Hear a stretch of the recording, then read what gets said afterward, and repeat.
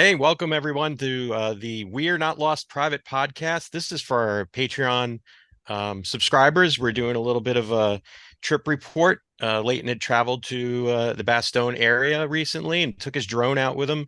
And we're going to talk about a couple of locations that he was able to visit. One of them is going to be Luzeri, which is where the 506 kind of coalesced once they moved out of Bastogne proper after arrival. And the other one is going to be the X Crossroads, where the 326th Airborne Medical Company was captured late in the evening of 19 December of 1944. So we're going to set the scene for you. We're going to throw up a couple of maps. We're going to throw up a couple of images to help carry the story along. Leighton is going to interject some of his drone footage. And we hope everybody gets a little bit out of this. You'll have some period photos. You'll have some maps. Unfortunately, I have to use Google Maps for this. I do have a couple of good Bastogne maps, but they need to be scanned, and then we can start using them for that kind of thing. But for ease of maintenance, we'll do it on Google Maps, and that way, if you're traveling in that area, you'll be able to lock in on those locations and go visit them for yourselves. But just to set the scene, Leighton, why don't you talk about your trip to Bastogne? I know you went with Matt and the We Happy Few 506 Yeah, crew. Do you want to just give a quick overview of the tour that day and how many folks you had and absolutely. why maybe why Reg decided to take you guys to those locations before we get started? Yeah, absolutely. So obviously, yeah, part of our tour with the We Happy Few, it was our oh gosh, one, two, three, fourth. I think it was our third or fourth time to Bastogne. Probably get scolded for that one. I'm sure it was our no, it was our third time. So apologies on our third time going to Bastogne. Um, and this is something that me and Matt, it's sort of in our DNA in terms of what we want to do. I say DNA, is yes, there's a, like I said, like for this, what we're doing now is Easy Company, Band of Brothers is the tentpole, is that sort of what runs through us in a way in what we're doing. And yes, you could say that is the same for our Battlefield tours because we do bring along a cast member, and in this case, Robin Lang, who played Babe Heffron. So we asked to go, right, okay, people are following us for one reason, is Band of Brothers. And when we do these tours, yes, we want to see where Easy Company were, where, certain things happened, i.e. in this case, certainly it was probably the second time we visited this location is where John Julian was killed. And that was the first time that Robin Lang had been to that area, or certainly to that location. When he's done previous tours with previous organizations, they don't go there. Um, so for us is, let's get Robin back there first of all. But it's also as well, we wanted to see where the Germans were. So we were able to go and do that, and in this case, it's yes, show us Easy Company stuff, but let's see something a little bit different. Show us the German side of that fence. Um, so there was that. We went to the Temporary American Cemetery in Foy, which was really nice. Carsten, uh, who was done a lot of research, and he was did a really poignant thing, and we laid a wreath as a sort of end of day two, and I'm trying to think day two or day one. Yes, I'm sure it's day two. Apologies, I guess again reprimanded for that one. But what he did was he read out a list of all members of the 101st Airborne, who were buried there. So that was really nice. It was a sort of nice, poignant, Yeah, very nice tribute. And you guys very were nice traveling tribute. with the incomparable Reg Johns. It was phenomenal, absolutely phenomenal. And I will give this to Reg, he is phenomenal. I mean, one thing we did do is we went back to Wereth. So we went there on our first Bastogne tour. Again, everything we do is right, yeah, let's do one day of Easy Company. Day two, let's do something different. So, we did the Northern Shoulder on our first one, and we saw the Wereth 11 massacre site, with a memorial, etc. And he said, up on that hill is where the houses, that's where they were, etc. Oh, so it's just up there. Okay, nice. And this time we went back there, and what he did was he was able to get access into the house where these 11 men were. And and the room where they were sat when they were brought in by the family, and then they sat at this table, and the table, the room was kept as original as possible. The original exact table was there, still there, and you would walk in, 11 guys plus members of the family, such a small room, such a small space, and the table was there, and it was just wow, it's just that an incredible piece of history, horrific history in one sense, and obviously they were portrayed by, if I get this right, Paul, if I get this wrong, apologies, but they were portrayed by somebody in the village who'd seen them go in, or they knew that this family had brought in Yeah, American troops. But for our viewers and listeners who don't know, the Werewolf 11, they were 11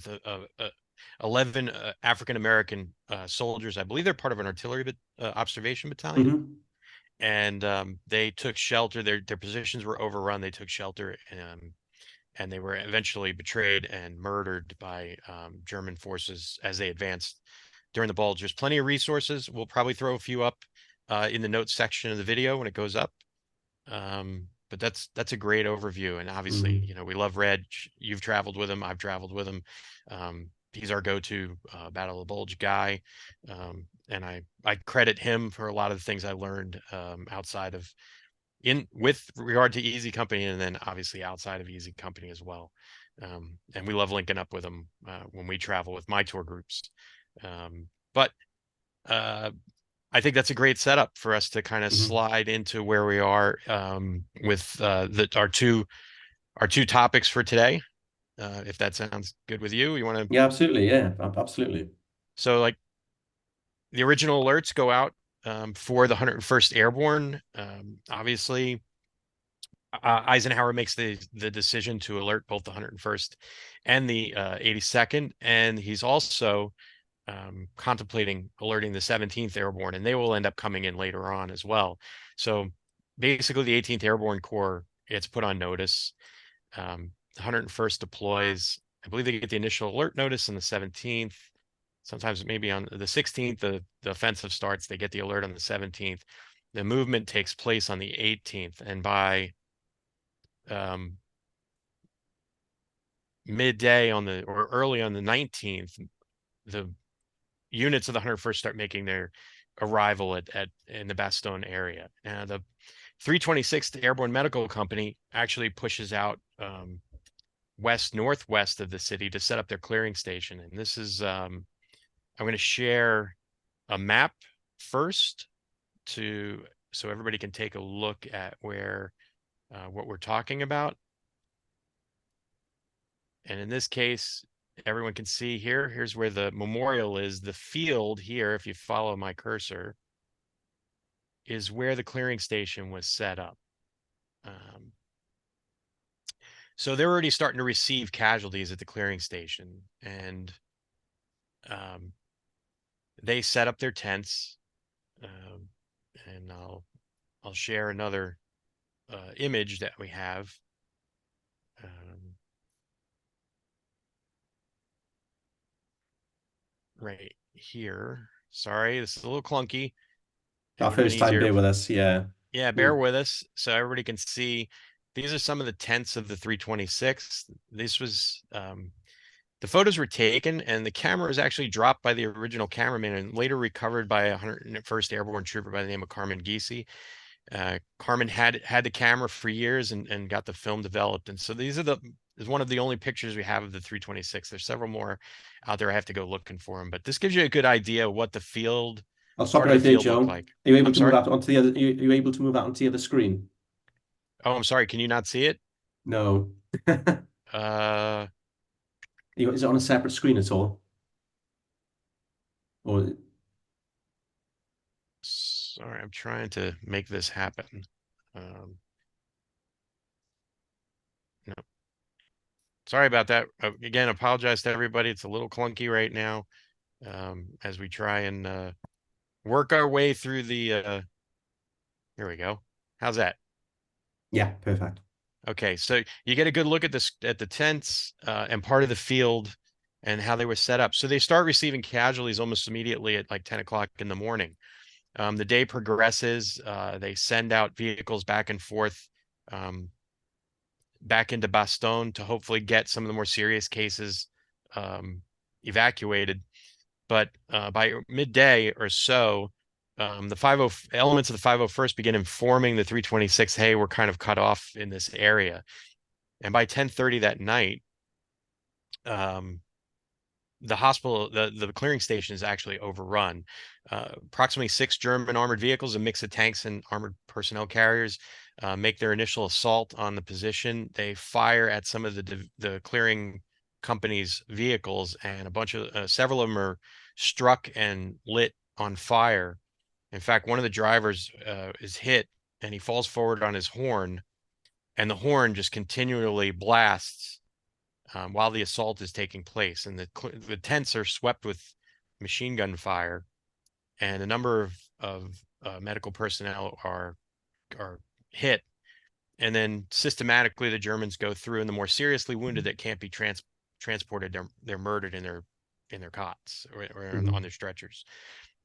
Eventually, I think 11 officers and 119 members of the company are captured, and several prisoners, several wounded are made prisoners, including Major Desabry, who fought valiantly at Noville in that holding action as the perimeter starts to formulate around Bastogne.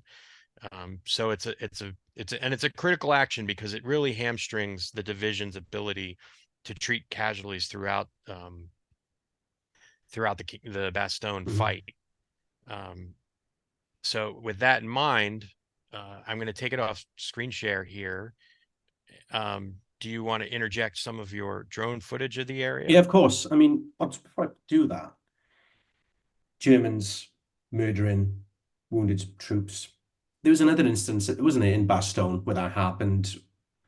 Sort of a bit of a tedious link to Easy Company with the house where Shifty killed they say sniper, but it's probably just a troop who was in a well-hid position. Would I be correct in saying that? I know Yes, he is I would called say that's accurate. yeah. Obviously he is referred to as a sniper. I'm sure I've referred to him on the internet as a sniper as well.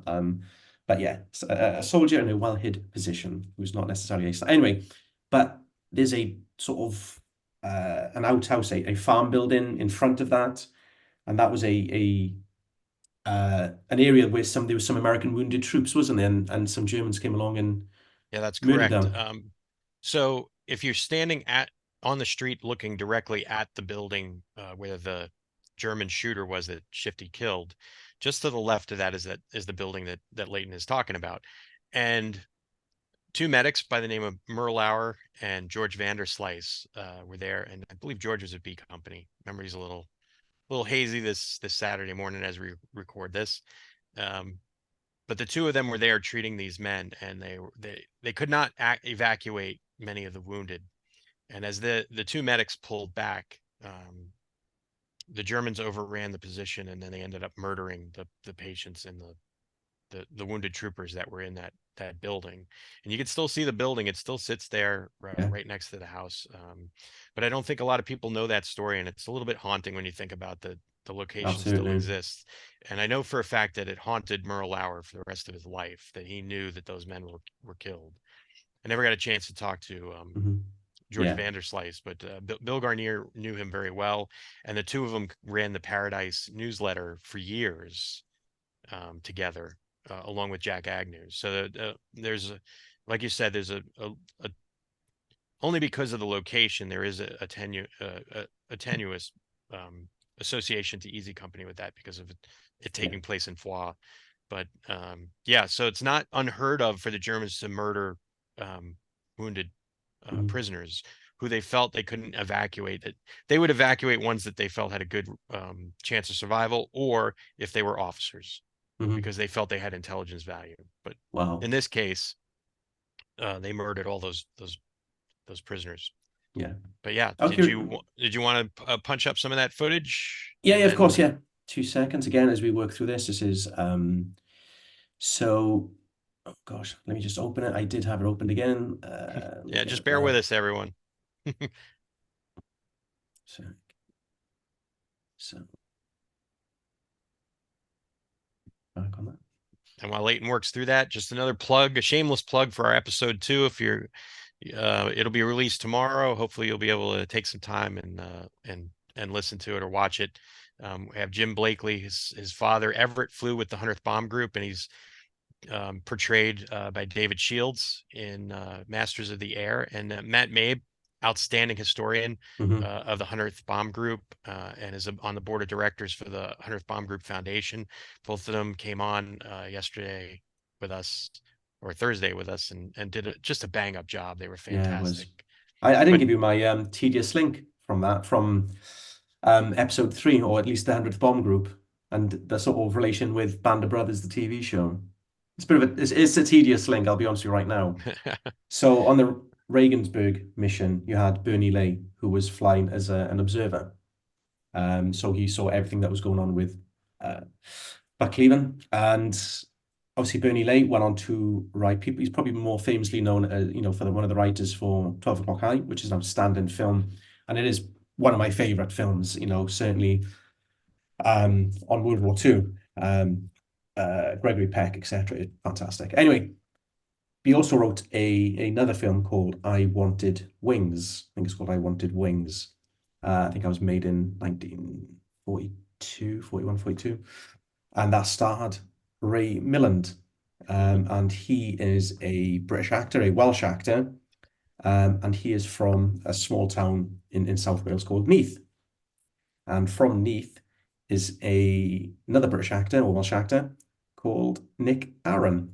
And Nick Aaron went on to play Popeye Wynn in Band of Brothers, Yeah, which is obviously part of the Playtone. You can't say HBO anymore because obviously Masters of the Air is Apple, but so you could probably support it, under the Tom Hanks Spielberg Playtone banner. Obviously, we're Masters of the Air, which is based on the 100th, which Bernie Lay served as an intelligence officer, and then obviously he took command of his own bomb group, I believe. But yeah, there you got a right tedious link. So apologies on that one. It's I think I'm scraping the barrel with that one. that's all right. Are you ready to kick your Yeah, footage off? I mean, this is a showed it. beautiful shot, by the way, just the start shot. Thank you. I'll be honest. I was very much against drones before, and it was going to Normandy and seeing what my friend did with his own drone, and I think that I think it was over point to hawk the footage was, And and it just before you absolutely kick off, we'll orient everybody. You can see the monument there to the lower left center of the um, field, and then the field entrance is to the right, lower right center. But whenever you're ready. yep. So yeah. So I mean, when we went to this site, and I saw there is a photo of this. You put in 326 Field Hospital. There's a lovely um, black and white photo overlooking this sort of similar sort of angle, and I thought I gotta get my drone doing the same thing. And yeah, it's again, it's just a field. It just looks like a field.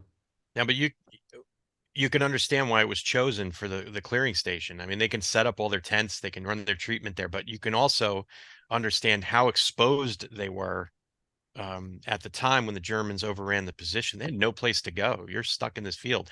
But miraculously, a number of the men are able to make their way to the tree line and escape. Uh, and I know there's quite a few stories out there. I won't. So this tree line here you're talking about. The tree line there, and then off to the right.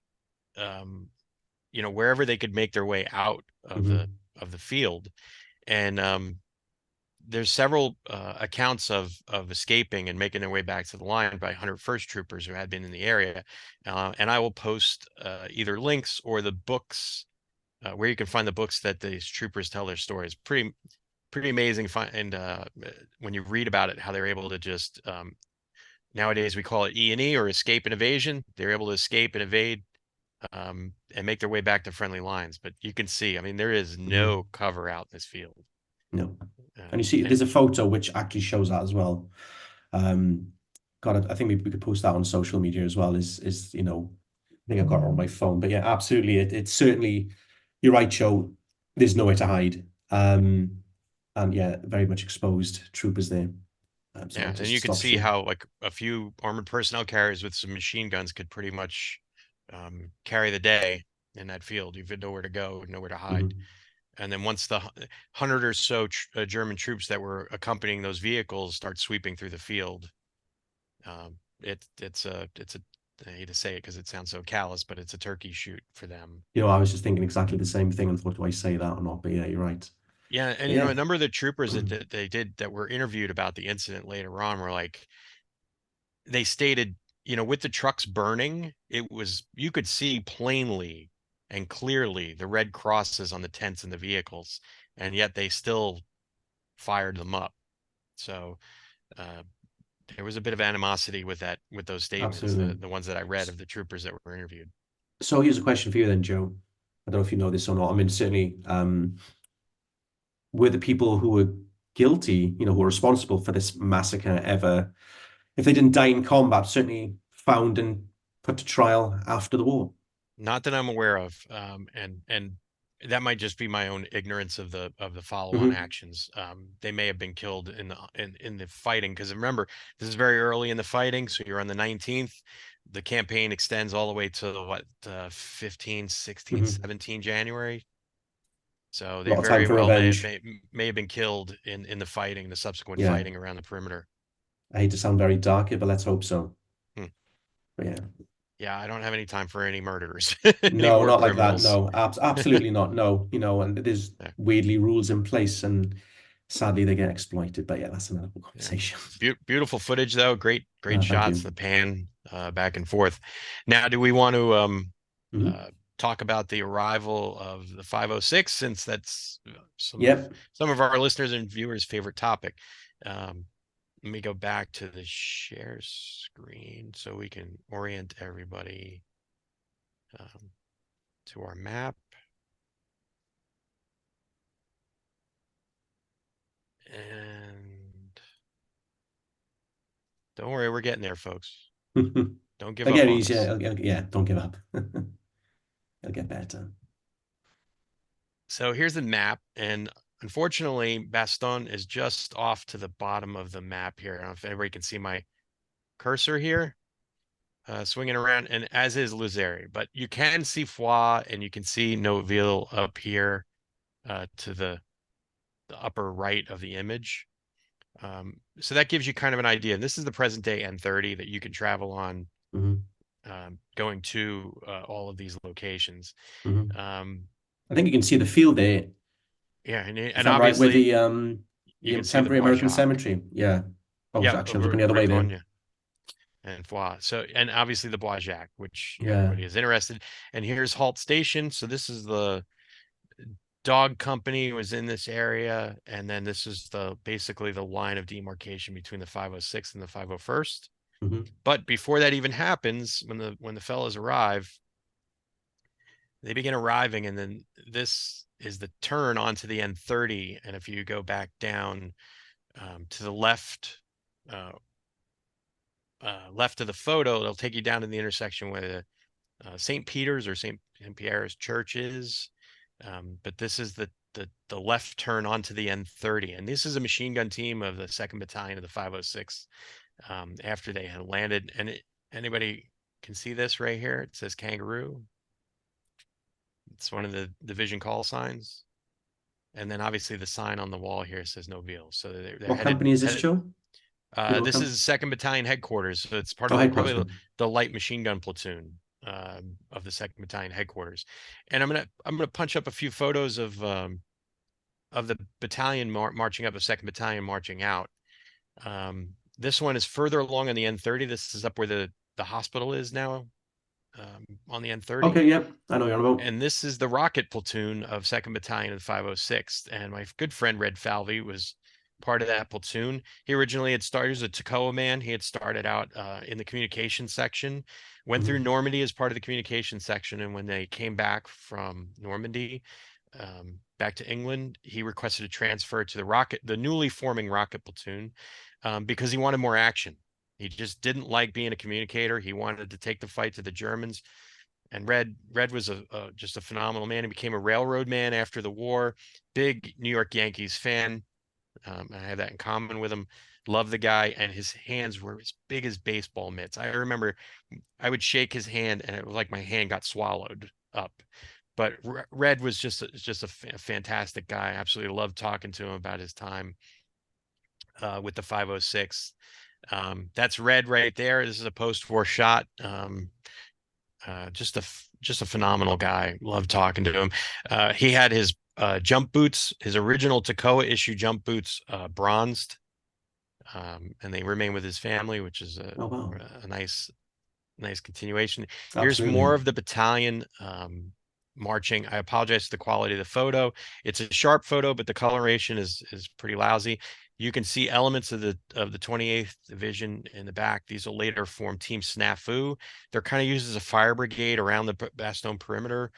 They're run around to fill gaps. They're all the disparate units that fell back to Bastogne um, were formed into this little the task force that was ended up going wherever it was needed on the perimeter. And they fought some pretty hellacious fights later on, and a number of them are killed and taken prisoner. And there's a famous picture of two 28th Division troopers standing near a wall in the Bastogne Square. Um, those two gentlemen they were part of the 28th Division when it broke apart and fell back into Bastogne. One of them survives the fighting in the perimeter. The other one is captured and is later repatriated. Both survived the war, but those are two of the men that form this team snafu, and you can see the half tracks, and there's an M7 Priest back here, number of vehicles and jeeps, but these end up forming that backbone. But here's the 2nd Battalion marching its way up to Uzeri, which becomes one of the halting spots for the 506 before they head up. And there's more elements of the 506, and everyone can see these men are lightly equipped. This is one of Hmm. the things that they tried to portray to effect in Band of Brothers, but even then, when you see the characters step off the trucks and start marching off towards battle, even you see a lot of bedrolls and a lot of musette bags on those gentlemen, whereas a lot of them showed up with very little equipment. So I'm gonna stop share Incredible. here. So if you want to start Yeah. showing some of your footage, and then Okay. I'll tell a couple of stories about, or at least one story, which I always love telling. Um, but I mean, you can see there's zero cover here as they're marching out towards the perimeter, right? I mean, there's just Hmm. wide open fields. Now, a lot of these fields were dotted with haystacks. And Rod Stroll, who was in the mortar section, the mortar squad of the 3rd Platoon of Easy Company, told me he and Skinny Sisk and one other trooper ended up burrowing in. It hadn't snowed yet, so there was still um, it still looked a little bit like what you see here on the footage. They burrowed into the side of this haystack, figuring, hey, the hay will keep us a little warm. And Rod told me I didn't get a wink sleep that night. Not hardly a minute of sleep, because the haystacks were filled with mice, Oh God. and they were crawling around all night long, and it just kept the three of them awake all night long. Um, so here they thought they were going to get a good night's sleep wrapped up in a haystack, and they didn't ended up not sleeping at all. And then Easy Company is in regimental reserve that evening before they're pushed out up towards the Bois Jacques. And by then, A Company and Team Desabris, what was left, had to back from Noville and back through Foix and then into the perimeter. So there's that's a heck of a fight up in Noville. I highly recommend reading Don Burgett's book um, about the Bastogne fight, and there's another one called A Soldier's Armageddon by a soldier by the name of Sims. He served in the 1st Battalion headquarters in the rocket platoon, and these men, their intimate descriptions of the fighting around that area are really very poignant and demonstrate to a great degree, especially Sims's book, how little the average rifleman or rocket man knew about what was Hmm. going on around them. You're kind of being pushed around the perimeter to as like a stopgap. And you can see how hard it would be to hold the ground in this area. I mean, it's fairly flat. I mean, Yeah. it's some low undulating hills, and you can't use a lot of the cover that you would normally have in more hilly terrain. But I think your footage shows this to an outstanding degree, how little cover there is and how you have to Oh, there's attack nothing there, across is there? open ground. Yeah, That really, puts you in harm's way. You have to look for the tiniest of folds in the ground as you advance. yeah. Um, but it's beautiful footage and well And we're not going to shot. see that. Yeah, I mean, you talk about those holes in the ground. I mean, you look at that. Where are they? You know, those little. I mean, where were the Germans in respect to this, and where would you say they were positioned as the So 101st arrived and marching into so Bastogne? we're looking north, correct? Out of the city Hmm. towards and so up towards you know Foix Noville, they the regiment immediately gets portioned. It's part of the perimeter, so they start pushing out, and it doesn't take Sync very long to realize that Noville is a key position. So he sends that essentially it's a battle group up there of his first battalion, along with Team Desabris, who's already up there by the time the paratroopers start, pushing out. Hmm. And once they get up there, they get into again. I highly recommend everybody reading Don Burgett's books. We'll put the links in with the pod, so you can catch up with them if you haven't read them. Also, George Koskamaki's book on the battered bastards of Bastogne. It's excellent as well. Coach K did a great job of not just looking at our favorites, the 506, but looking at all the other units that are involved with this. And he was able to Yeah. pull in all these stories to form a coherent picture of what was going on in those early moments of the fight. So we'll have Coach K's book links for his book in there as well. And if you're interested in reading some of his stuff, um, his raw stuff, you can take a trip to Carlisle Barracks at the Army Heritage and Education Center in Carlisle, Pennsylvania, and a request to see Coach K's original uh, notes and the questionnaires that he sent to troopers that were involved in Hmm. these fights. So I highly recommend if you're in the States and you can make your way Hmm. to Carlisle, you can go in there and request to look at That's Coach's phenomenal. Yeah. original notes that he put together as he wrote about the battered bastards of Bastogne. What year was that then? When did he start that process? Do you know?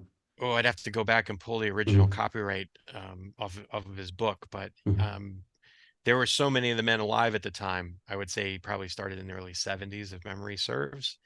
Um, he spoke to so many of them because there were many of them more living than there. I mean, there's Hmm. almost nobody left now, but back then the veterans were plentiful, and you could, Of course, if you yeah. got them together, they would talk to, especially because Coach was a 101st Airborne veteran. He was Maxwell Taylor's radio operator, and served in all the major campaigns. So he had a lot of bona fides to show Absolutely. when it came to interviewing his fellow veterans. Yeah. I think that helped them open up a little bit more to him than say, I think it does, doesn't it? I mean, yeah, talk about, let's go refer back to our last podcast with Jim Blakely and his father. You know, he said obviously that YouTube video was 15 minutes and absolutely, he's cut it down, but you could see where his son probes Everett. And it's sort of towards the end of that YouTube video, that's this 15-minute clip. And he's, yeah, I'm not going to go there. He is, and and and you can see it because, for yourself because Jim has his own YouTube channel yeah, and they're all posted up there. But and you can see the that sort of tone change because you can see like this bit of cheeky, chappy, old man, and veteran, he's obviously very open with his son and talking about it, but then there was just a line where he was like, "Yeah, I'm not going to cross that line to talk about it with you now." But then maybe another member of the 100th Bomb Group who was, flown with him, or in another aircraft, or another veteran, probably would have opened up like a can of worms and let it all out because he knows that he will understand. And yeah, I can completely get that. In this Yeah, case. yeah, Coach's reporting style, the way he would interview the vets, you can actually look at the raw questionnaires that he Hmm. sent out to the men. Some of them are a little illegible. The fellas that wrote, hand wrote them. Sometimes the scanning was not that sharp. But a lot of the original material is there that you can Hmm. access. So highly recommend it. Leighton, these are fantastic. Really glad that you were able to shoot this footage. and share it with all of our listeners and viewers. And hopefully everybody got a little bit of something out of this Mhm. for our Patreon subscribers. Um, Thanks again for subscribing to the channel and helping us to keep the lights on. We appreciate you greatly, No, and we're thank going to look you. to do more of these, right? Yeah, Some more. yeah. I mean, I'd like to do like a watch along or something of a movie and sort of like a reaction type thing or Yeah, I think discussion, and I think that'd be a cool idea. yeah, And maybe as we there's get closer to the 80th, obviously we also have also talked about doing some um, myth busting and adding some contextualizing a lot of Band of Brothers stuff that'd be as cool. we Yeah, get that'd be good. closer. But maybe for our Patreon subscribers, we'll do a watch along. I know my wife hates when I do that, and I sit there and I comment Hmm. about when we're watching some particular Hasn't shows. changed a magazine. How many Yeah, rounds has he fired? yeah. I But wouldn't have done that. I think a lot of our viewers who have a vested interest in Band of Brothers and Easy Yeah, Company will probably get a kick out of that. yeah, absolutely. Myth busting is like Band of Brothers, like I says, I've heard many people, talk. It's fantastic. Certainly JD Hewitt from the History Underground. He calls it a gateway drug into Band of Brothers. Into history. We call Band of Brothers a gateway drug, and I think certainly for me, it was certainly getting back onto it. It was as an adult. As a child, as I've said before, it's Memphis Belle. I've always had a vested interest in World War II, but certainly in terms of reading, Band of Brothers was certainly that thing that opened up that a little bit more, and when you read it, like, oh my God, so much things, it's a great call it a foundation level, extreme, and because like I says, certain things didn't happen or they happened to somebody else, and it's interesting and it's yeah, I Yeah, like I think everybody get a kick out of like yeah, everyone does because there was a compositing of characters that was done in Band yeah, on a number of occasions, but and it's not to take anything away. Obviously, we no, have great too fondness for many the people, production and the yeah, people that worked on it, but it's more of a story behind the story, the way I look at yeah, it. absolutely. There's too many characters, otherwise, and it gets a bit Yeah, you you you it's lose. not a criticism of the production. It's more of No, a not at let's all. talk about the story behind the story. Yeah, yeah, and I think that's a great idea. And we can, throw if names to people who might not know that they were in Easy Company or what, who actually did that, for example. And absolutely, I think it's a great idea. Yeah. All right, for me and for And Leighton, for me, thanks for showing up. We appreciate you guys, and um, keep a lookout for episode 2 dropping tomorrow. And we're gonna crack our heads together and figure out what we're gonna do for episode 3. thanks very much. Thanks again, Cheers, everybody. Joe. Thanks, bye.